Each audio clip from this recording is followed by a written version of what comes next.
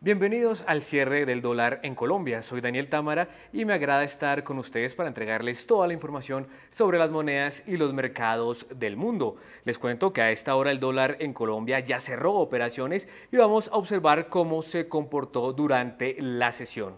Acá tenemos en pantalla el comportamiento del dólar en la sesión, donde vemos que el máximo del día se registró a primera hora durante la apertura 3.640 pesos. De ahí para allá, el dólar empezó a bajar consistentemente hasta tocar un mínimo de 3.690 pesos, con lo cual luego repuntó hacia el final de la jornada para terminar en 3.738 pesos en el cierre. Este comportamiento estuvo particularmente influenciado por la operación de venta de TES que hizo el Ministerio de Hacienda a PIMCO, en el cual recaudó cerca de 6.000 millones de dólares. Pero acá hay que explicar que solamente 5.000 millones de dólares lo recibió el gobierno en moneda extranjera y cerca de 3,8 billones de pesos, que equivalen al millón de dólares restante, lo recibió en pesos colombianos. En la mañana, Primera Página dio la noticia de que el gobierno con esos dólares, 5.000 millones, piensa monetizar cerca de 4.000 millones de dólares, y ahí empezó el dólar, como ustedes ven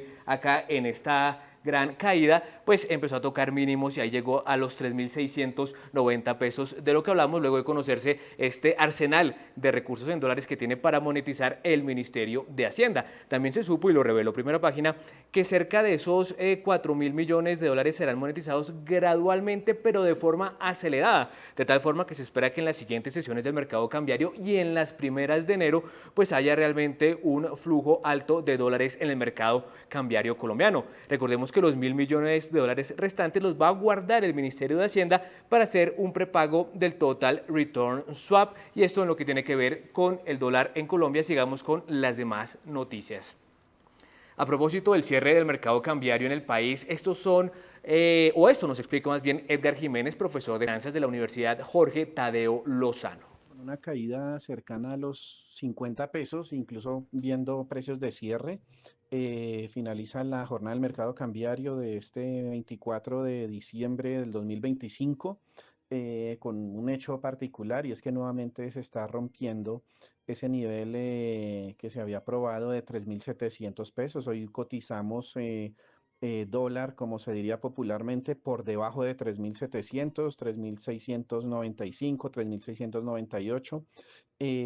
Digamos, siguiendo la tendencia en general de los mercados financieros internacionales, particularmente lo que sucede en México, donde también recientemente hay un punto de soporte importante, un precio de referencia relevante que son los 18 pesos mexicanos por dólar de los Estados Unidos. Ya estamos cotizando por debajo de eso.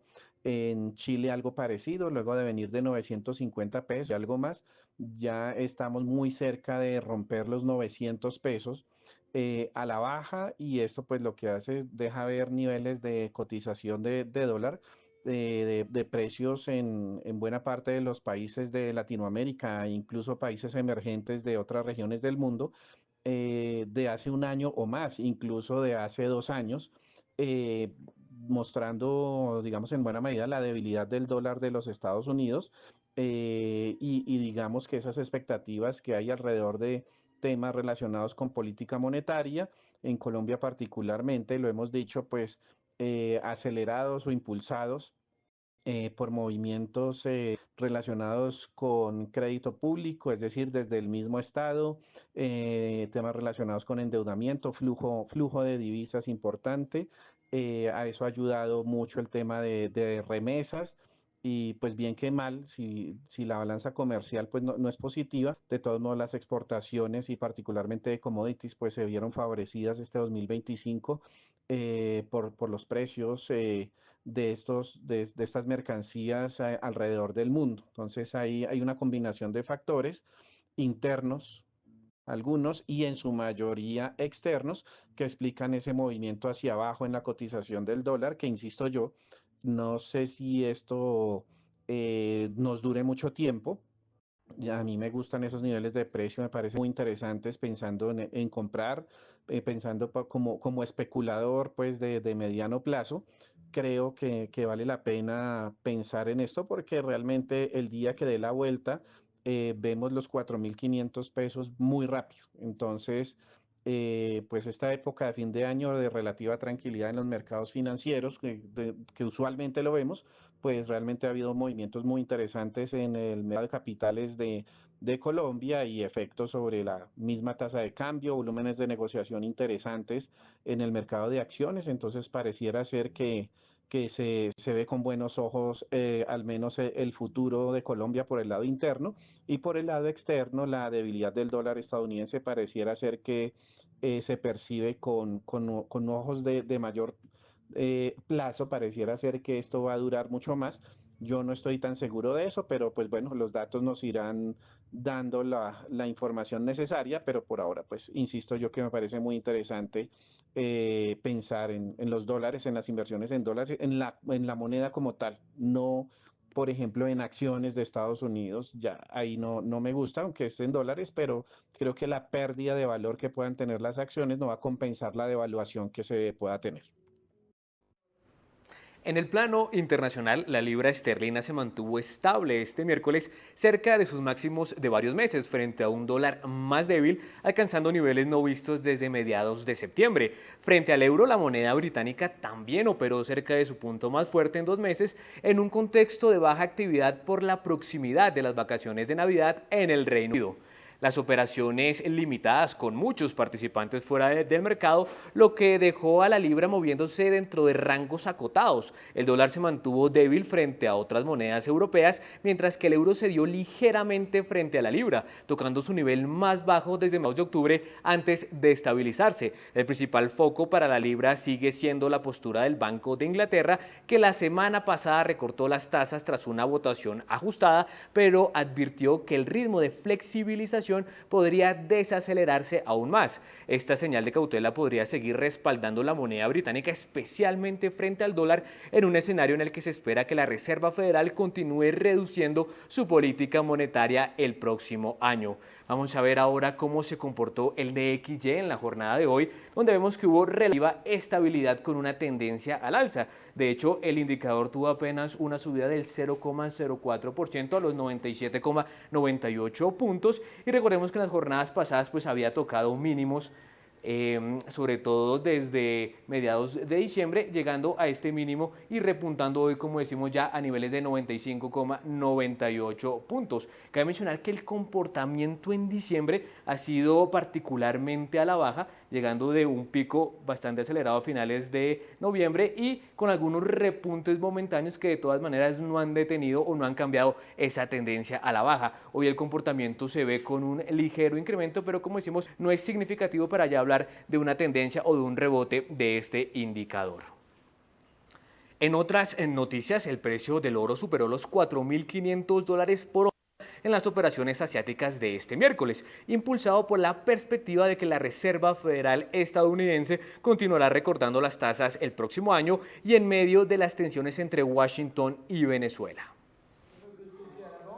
El precio del oro superó los $4.500 por onza en las operaciones asiáticas del miércoles, impulsado por las tasas en Estados Unidos y el riesgo geopolítico en Venezuela. El metal amarillo, valor refugio por excelencia, escaló hasta los $4.519,78 la onza, una marca que prolonga una racha alcista que lo ha visto subir más del 70% desde principios de 2025. Esta nueva subida se enmarca en una apreciación generalizada de los metales. La plata y el cobre también batieron récords el martes, mientras que el platino registró su nivel más alto desde mayo de 2008. Según analistas, estos movimientos se explican en parte por el agravamiento de los riesgos geopolíticos entre Washington y Caracas, después de que el presidente Donald Trump afirmara el lunes que sería inteligente que su homólogo venezolano Nicolás Maduro dejara el poder. Al mismo tiempo, los mercados parecían dispuestos a entrar en las vacaciones de Navidad con una nota ampliamente positiva, en medio del optimismo para 2026, sobre todo en lo referente a la economía estadounidense, que ha compensado las recientes preocupaciones sobre las valoraciones tecnológicas.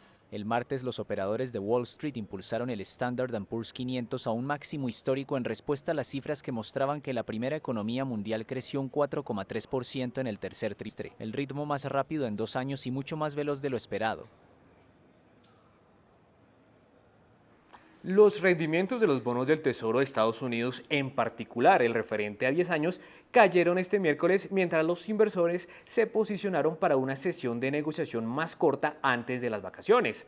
El mercado también reaccionó a un nuevo informe laboral que mostró una caída en las solicitudes semanales de desempleo a 214.000 por debajo de las expectativas, reforzando la percepción de un mercado laboral aún sólido. Las operaciones continúan dirigiendo los datos retrasados del PIB del tercer trimestre, que mostraron un crecimiento de 4,3%, el más alto en 2 años. Aunque esta cifra confirma la fortaleza de la economía estadounidense, también plantea dudas sobre el camino de la política monetaria, ya que un mayor dinamismo económico podría dificultar recortes de tasas más tempranos por parte de la Reserva Federal. El debate sobre las tasas se intensificó tras declaraciones contrapuestas de autoridades económicas y monetarias. Mientras Kevin Hassett afirmó que la Fed ve rezagada en la reducción de tipos, Beth Hammack defendió mantener las tasas sin cambios por más tiempos ante los riesgos inflacionarios. Según el CME FedWatch, el mercado anticipa ahora que los tipos se mantendrán estables hasta abril, en una semana marcada por menor liquidez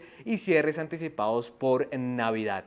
Acá vemos el comportamiento en particular del bono del Tesoro de los Estados Unidos a 10 años, donde vemos que la tasa se ubica en el 4,13%, registrando una caída de 0,03 puntos porcentuales. Aquí cabe mencionar que el bono del Tesoro, digamos, ya está alejado ese mínimo de menos de 4% que se alcanzó a arreglar en algún momento del año y ya se ubica por encima del 4%, todavía pues muy lejano de ese 4,1% que en algún momento se presentó en el pasado. Vamos a otras noticias. Los precios del petróleo cayeron el miércoles por primera vez en 6 sesiones, aunque se mantienen al alza en el balance semanal.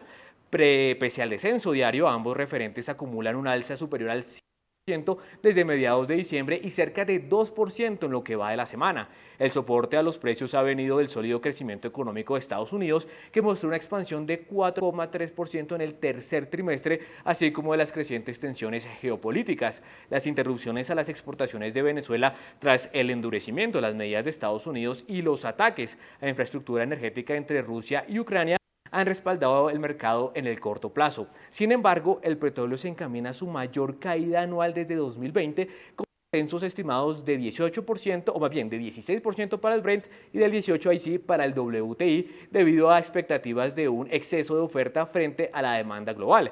Este escenario se ve reforzado por el aumento de los inventarios de crudo y combustibles en Estados Unidos, cuyos datos oficiales serán publicados tras el feriado de Navidad.